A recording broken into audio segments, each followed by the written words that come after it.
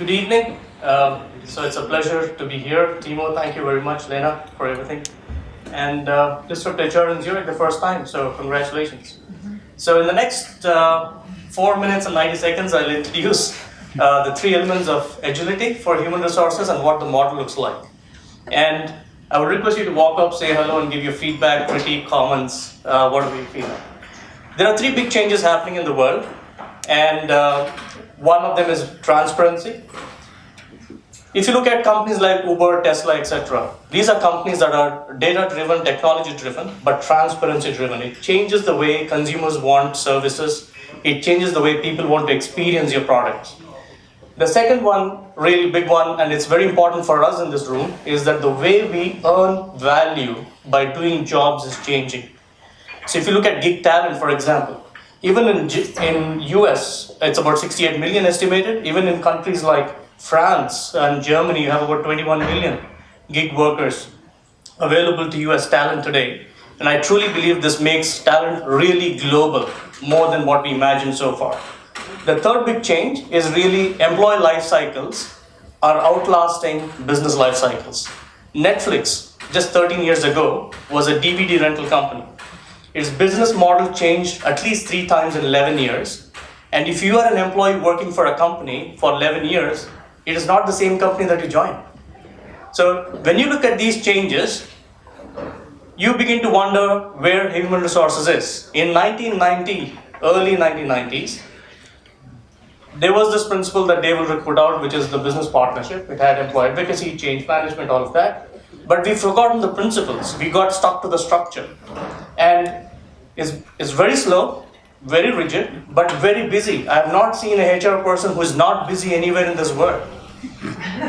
Right? But if you look at what they do, it's completely old school, and in a good way, because companies are moving faster than we can catch up with.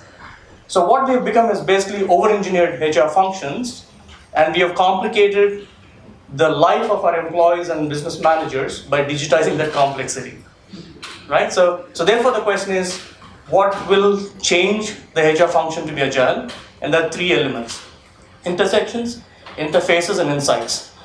In intersections, the human resources strategy and function has to be the intersection of, firstly, industries.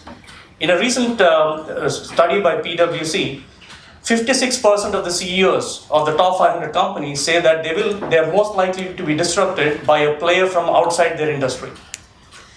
Intersection of domain expertise areas, 3D printing, artificial intelligence, nanotechnology, and intersection of future of work elements. How can we combine humans and technology to create an augmented workforce?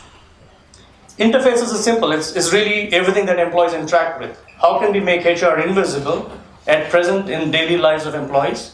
And the last one is analytics.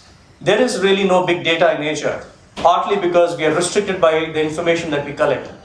But if we start designing analytics around employee experiences in the same way that you do for your customers, you will have far richer data.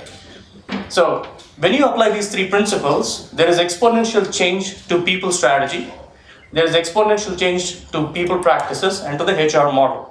And let me give you an example. This is an approach that I suggested to an organization recently. We took sales dealership representatives, and we said, how will this job be done in future? Will it be done by full-time employee, gig worker, robotics, artificial intelligence-based agents, or chatbots? So if your strategic workforce planning is still productivity-based, I hate to break the news to you, you're outdated, right? So what does it do to business HR partners? Firstly, my belief is you should have less than 10% of HR allocated to HR business partners vertical.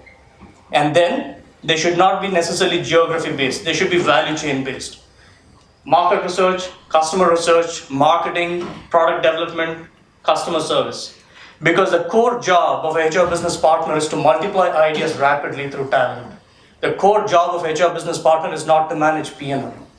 We are so stuck by numbers, salaries to sales, etc. So what happens to the rest of the HR business partners? I call them HR service partners, and they should be moved into shared services. Right? So many of the country level HR BP roles actually are fairly generic. They don't deliver strategy or decisions. This is a big one. this is what I call as impact teams. 40% of your HR organization should be comprising of gig talent. It allows you to deploy expertise in the right place at the right time across the world in tune with the labor regulations. We try moving people around the world in the name of development, experience, etc. But it really hasn't worked that well for most companies. It's gone back to localizing talent because it turned out to be very expensive. But gig talent is the greatest opportunity HR has to leap into the future. We missed one cycle of innovation in HR. The way we can leap forward is if you want to do augmented reality for your training programs, don't try to put the job for it.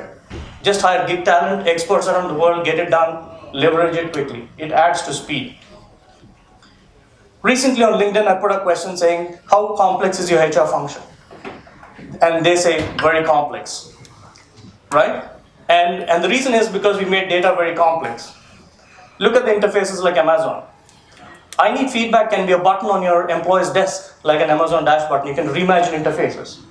So that brings to centers of expertise. I believe there should only be 2 centers of expertise: employee experiences and organization design or capability.